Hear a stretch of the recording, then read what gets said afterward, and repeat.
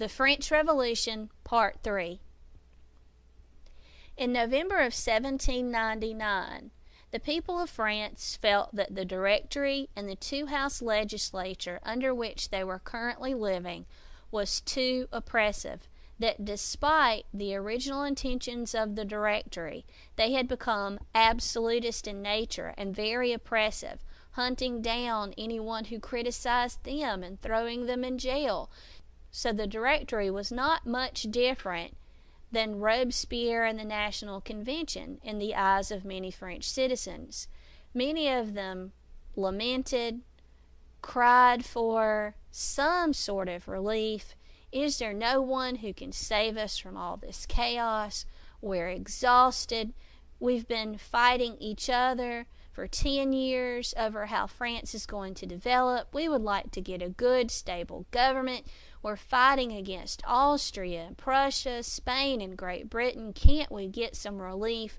We need a good, strong, solid kind of man to lead us into the future.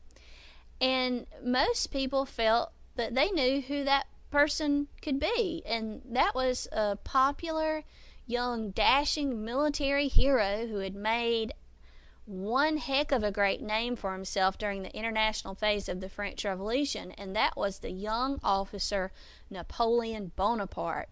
People in France began to clamor and beg and plead for Napoleon to rescue them from the Directory. It just so happened that Napoleon's brother served in the two-house legislature, and he conspired with Napoleon to stage what the French call a coup d'etat, or overthrow of the government, in November of 1799. So Napoleon Bonaparte, with some co-conspirators inside the Directory and the two-house legislature, overthrew the Directory and the two-house legislature in November of 1799, and Napoleon became the sole leader of France. He took the title First Consul in 1799, but by 1804, the true colors of Napoleon were clear. Napoleon had as his overriding personality trait ambition. By 1804, Napoleon was not satisfied with the title First Consul. He desired something more grand, and in 1804 he staged an elaborate coronation ceremony for himself and his wife Josephine. In 1804, with popular support, Napoleon, who was supposed to rescue the people from absolutism, proclaimed himself and his wife Emperor and Empress for life of France. But who was Napoleon Bonaparte? Where did he come from? It seems almost that he comes from out of nowhere. You may be wondering, well, where was he all this time? Historians usually describe the rise of Napoleon to fame and fortune as meteoric. Like a meteor in the sky. Napoleon wasn't there and then suddenly is, and he burns brightly and shines for a while and then fizzles out. And that is a perfect metaphor for the life of Napoleon. He does seem to just spark from out of nowhere, shine brightly for a while, and then fizzle out just as dramatically. So who was Napoleon and where did he come from? Well, Napoleon was born in 1769 on an island called Corsica out in the Mediterranean Sea. And despite the fact that Napoleon is one of the most popular figures in French history, a great French hero, he was in fact not French at all, and that is a little known fact. Napoleon was Corsican. That is to say, he was Italian.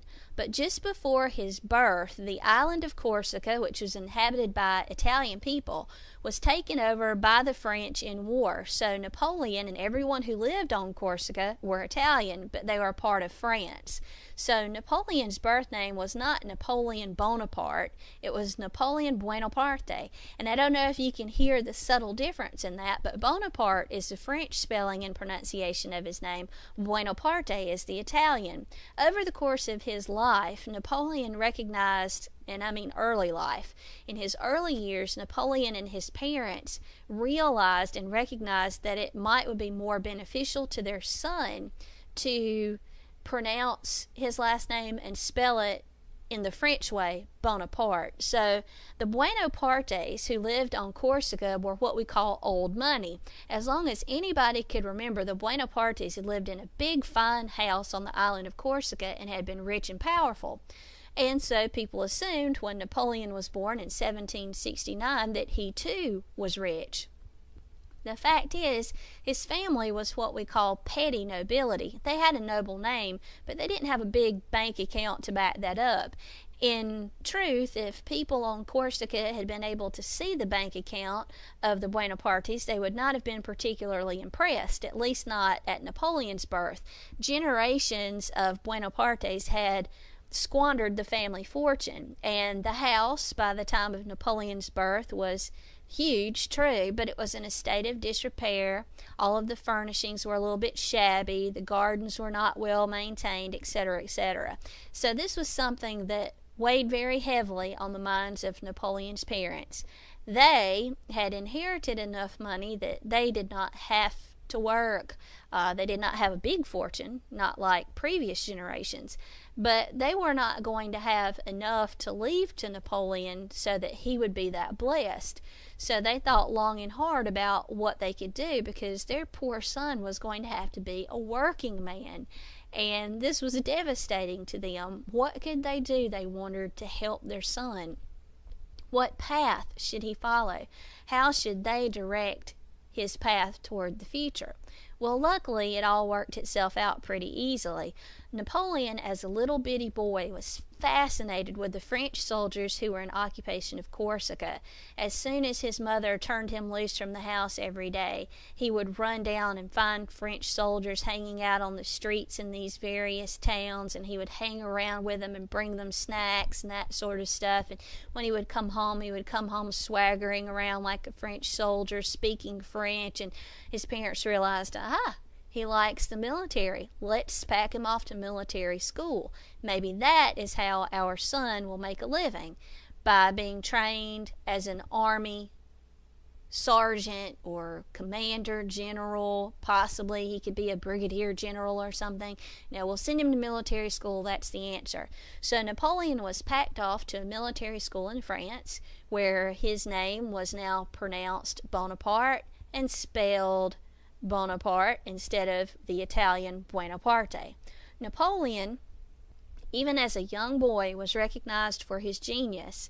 It is interesting to note that Napoleon was absolutely brilliant, a man, a boy of great ability. His abilities, his strengths, his talents were evident from the earliest year that he was in military school. What was frustrating to his teachers was that Napoleon was absolutely brilliant. He had no match. He was a genius, recognized as such in his own lifetime. And he had a love of learning, but he just would not apply himself, and it drove his teachers nuts. He could have done so much better in school if he had actually done his work.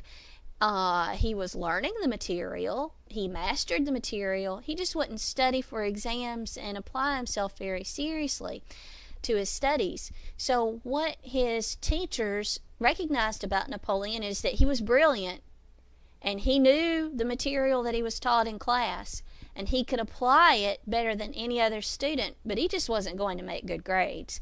So what happened at military school is that Napoleon was given command of boys and older boys at school, and he could actually outmaneuver boys in military school who were much older than himself. What teachers learned about Napoleon is that he was learning the material and he could apply it better than anyone else, and he would beat anybody else at that school at war games. This was evident from an early age. Napoleon is still studied today at military establishments as a military genius. Napoleon In his early years here at military school, actually earned a nickname that would stick with him throughout his entire life. He was called Le Petit Corporal, or the Little General. Napoleon was a small guy, even by the standards of the time, barely over 5 feet tall, and some psychoanalysts have said that that was Napoleon's whole issue, that he was extremely aggressive and ambitious as a young man and throughout his entire life because of his small stature. In fact, they have named a syndrome after him called the Napoleonic Complex, or Little Man Syndrome. So Napoleon was very aggressive in personality and very good at war games. When he graduated from military school, Napoleon, this genius of a man, studied as a military genius today in military academies all around the world, including some of our own. He graduated 49th out of a class of 54. Probably not what you would expect. You would think someone who studied at the Citadel or West Point as a genius, one of the greatest military commanders of all time, would have graduated from military school like valedictorian of his class or something. But in fact, he did not. And I read a biography many years ago about Napoleon, and the author made a statement that I think is just really awesome. He said, Napoleon graduated 49th out of a class of 54, thus giving hope to students everywhere. So even if you graduate at the bottom of the class, it doesn't necessarily matter. It's what you can do that matters. Napoleon enlisted in the French army immediately. It was during the international phase of the French Revolution, and his ability to outmaneuver the enemy led him to move up and up and up in rank very quickly. By the age of 24, he had achieved the highest rank in the French army at the time, and that was Brigadier General. That is one heck of an accomplishment at the age of 24. That was a title or a position that many men in the French army worked their entire lives to gain and achieved just before their retirement. So Napoleon was a Brigadier General by the age of 24. And was a popular figure in the French newspapers because the stories that were told about Napoleon were always the same, that despite many obstacles or fewer troops than his enemy, he would outmaneuver them, capture them. People thought a lot of Napoleon and his ability. So when the Directory became very unpopular, people turned to Napoleon, this man who had come from humble beginnings and achieved so much at such a young age. It is important for me to just note here that Napoleon was, at this time in his career, a bit of a social climber as well. And what I mean by that is Napoleon knew that he did not have a family fortune. I mean, obviously, or he would not have been in military school, but he knew he did not have a family fortune. And what he aspired to was to be a very important man in French politics and in French society. He didn't know how he would get there, but he was going to achieve it. The first step for him, he thought, was to get a really good wife, and he had in mind this beautiful woman that he kept running into at parties. Her name was Josephine, and she was much older than Napoleon.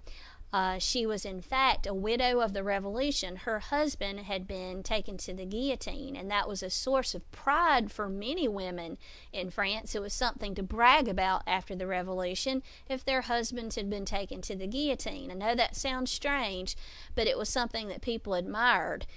So she was very proud of her husband's death at the guillotine. She was a widow lady who was enjoying her newly found single status. She was a bit promiscuous for the time, which was relatively unheard of. That was not something that ladies in polite society did. So when Napoleon kept meeting Josephine at parties, he would have himself introduced to her, and she always seemed to have forgotten who he was. To be honest with you, he was younger, he was small, she was bigger than him actually. He was just a soldier, he was a brigadier general, but he was just a soldier, and she was having too much fun with her new single status to get involved in a serious relationship. But he was persistent, and he eventually won over Josephine. started dating her, this did not stop her from dating other men at the same time, and Napoleon was a bit blind to all that.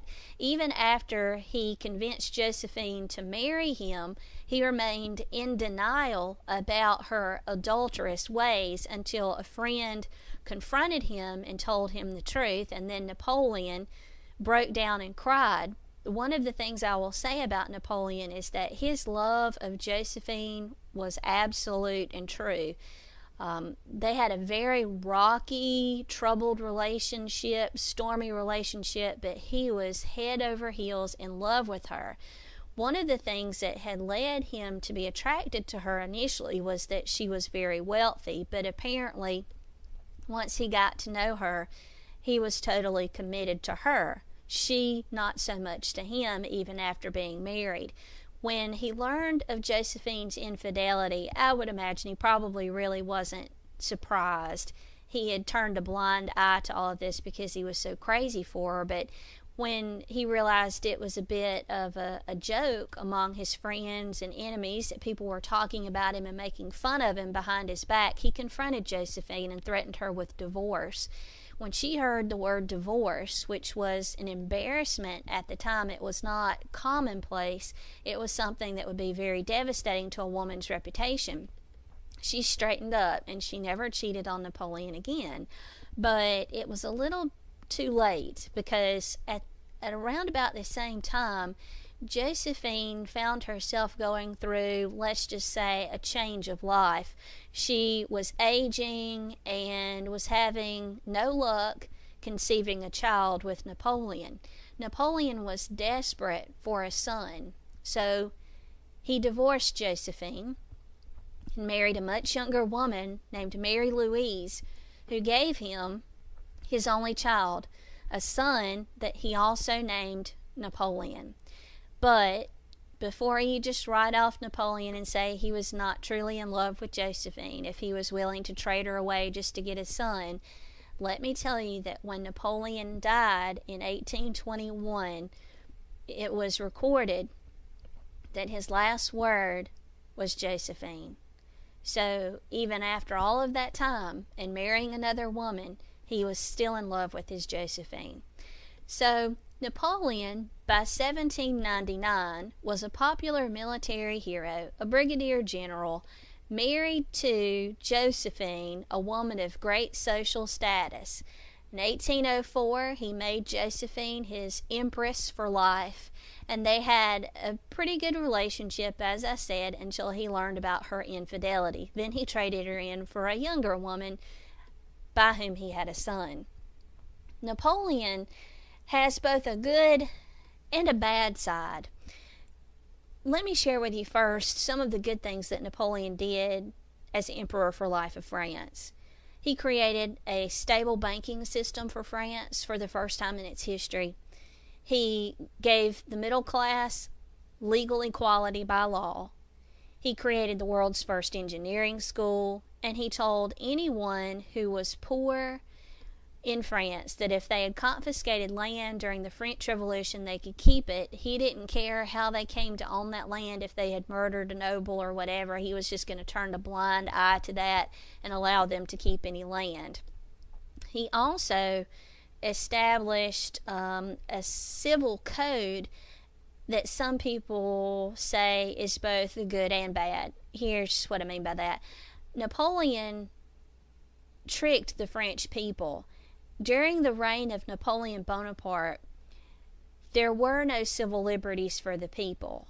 Napoleon was more or less another absolutist military dictator, but he was very good at convincing the people that they had freedoms.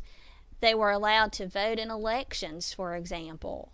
They did not realize that Napoleon had already predetermined who the winner would be.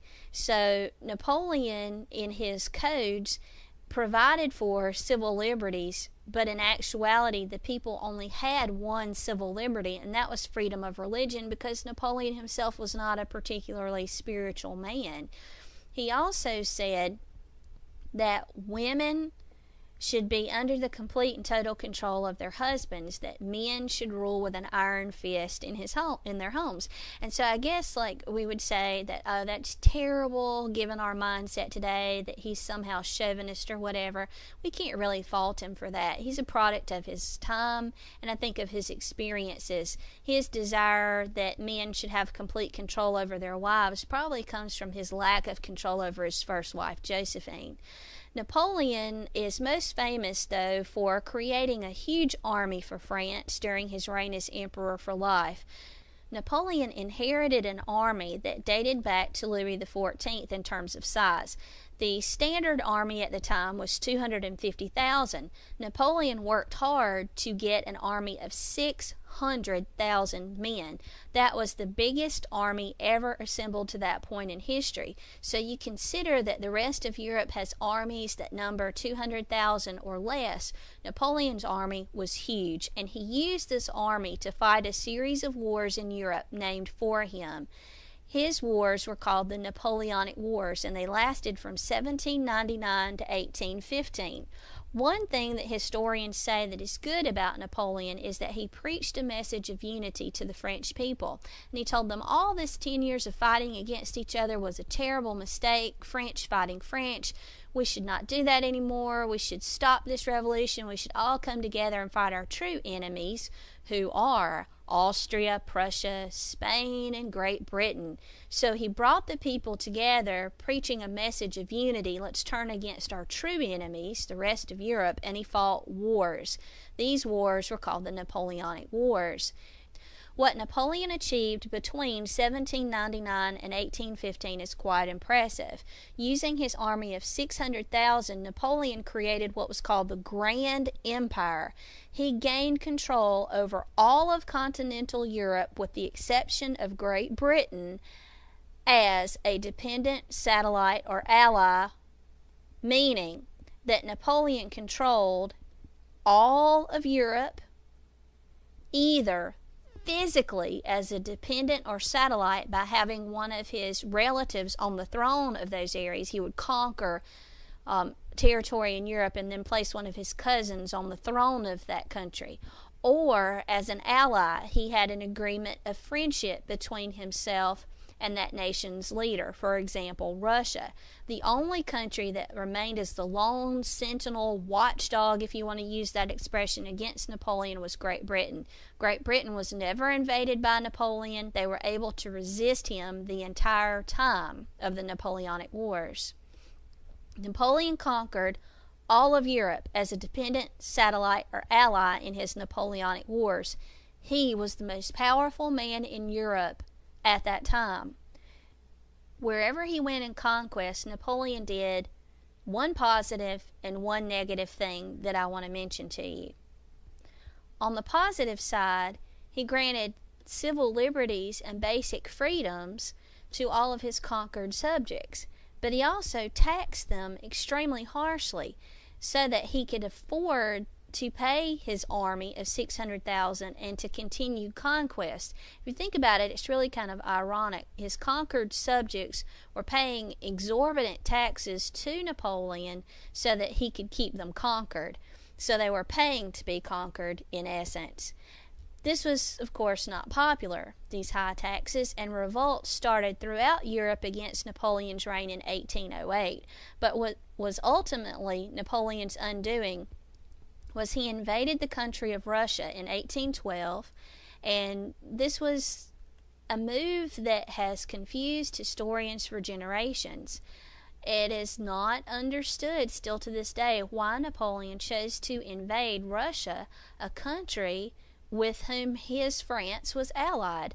All historians can figure is just that it's his complete and total unbridled ambition, just his desire for even more territory. But Napoleon makes some really big mistakes in his invasion in Russia in 1812, which leads to his demise. Napoleon figured that since most countries in Europe had fallen to him within the space of 2 to 4 weeks, that Russia would be pretty easy too. Russia was huge, though. It was much bigger than any other place he had attempted to invade, but they had a really tiny and honestly a really bad army. So he figured, okay, well, their army is bad, but it's a huge country, so let's allow 6 weeks for the takeover of Russia. So despite the fact that he had an alliance with Russia's Tsar, Napoleon gave orders for his men to invade Russia in the summer of 1812. He figured that this invasion would take just 6 weeks and Russia would be his. Unfortunately, he makes some real logistic errors here. He tells his men, we're going to leave now. We're going to abandon our commissary. We're not going to have a traveling soup kitchen or any of that. We're going to live off the land like men used to. We're going to take just what we have right now. It's almost like he just decided, let's go to Russia right now, and he didn't take steps to prepare adequately. So he and his men take off in summer uniforms with limited equipment, limited supplies, going to take over Russia in 6 weeks. Well, when you read about how the Russians respond to the French invasion, at first it seems cowardly, but it's absolutely brilliant. The Russians knew that they were no match for Napoleon's men. So whenever Napoleon and his men would draw near, the Russians would refuse to fight. They would retreat. But before they left the area in which they were camped, they would burn everything to the ground. Farms, livestock, crops. This is called a scorched earth policy.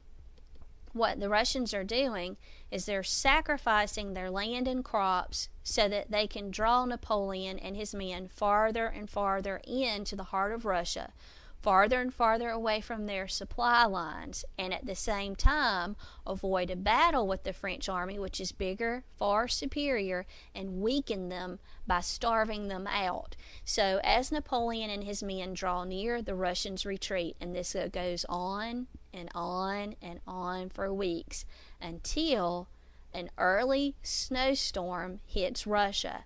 And Russia has very severe, unpredictable weather.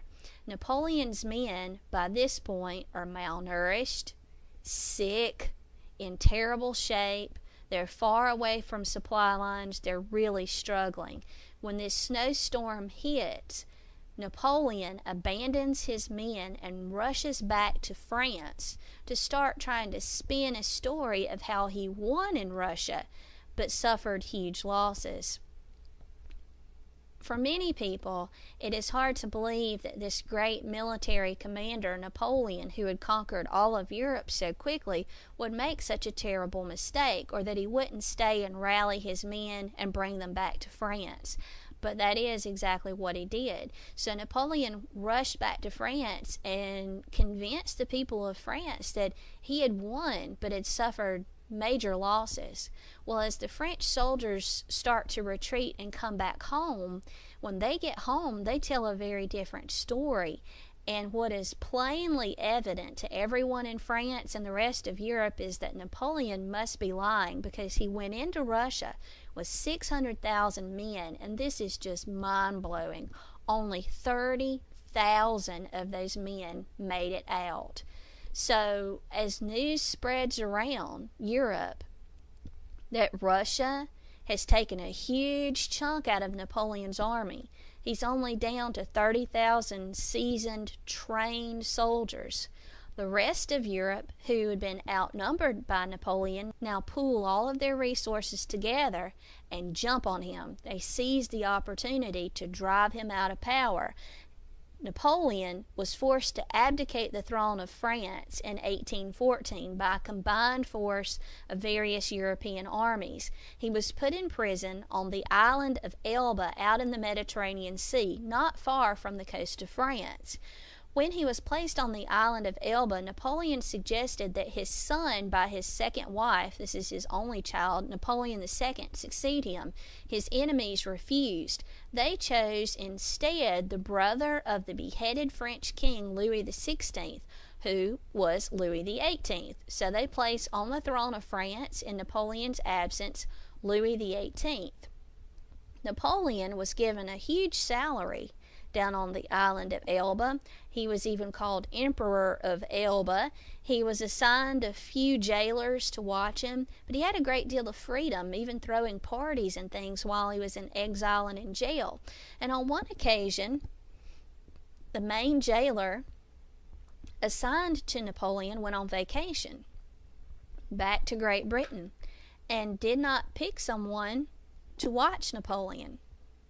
Napoleon had heard rumors and received letters that the French people were not satisfied with Louis XVIII, that they found him old and unimpressive, and they wanted Napoleon back. So, without a guard to keep him on the island of Elba, Napoleon seized a ship, sailed from Elba back into the coast of southern France, and quickly amassed an army of 100,000 men and marched right into Paris, where Louis XVIII gave up the throne and headed for Great Britain seeking safe haven. Napoleon marched right into Paris in February of 1815 unchallenged and assumed his reign as though his exile to Elba had never even happened. He was on the throne of France for 100 days, from February to June of 1815. Meanwhile, his enemies, Austria, Prussia, Spain, Great Britain, and now Russia, who had been invaded by Napoleon, his one-time ally of Russia, now gangs up with all the other countries in Europe, and they form what's called the Fourth Coalition or Quadruple Alliance. The main powers in that are Austria, Prussia, Russia, and Great Britain. They send a warning to Napoleon that he is to meet them in Belgium at Waterloo for a final battle in June of 1815. Well, Napoleon worked as quickly as he could, but he was only able to amass an army of about 250,000. Each of his enemies had 250,000, and even though Napoleon was a brilliant commander, he was no match for that kind of superior force. So, at the Battle of Waterloo in June of 1815, Napoleon was defeated by the Quadruple Alliance. Again, he suggests as his replacement his son, Napoleon. His enemies refuse. They put on the throne of France yet again Louis XVIII. This time, they've learned their lesson about Napoleon Bonaparte.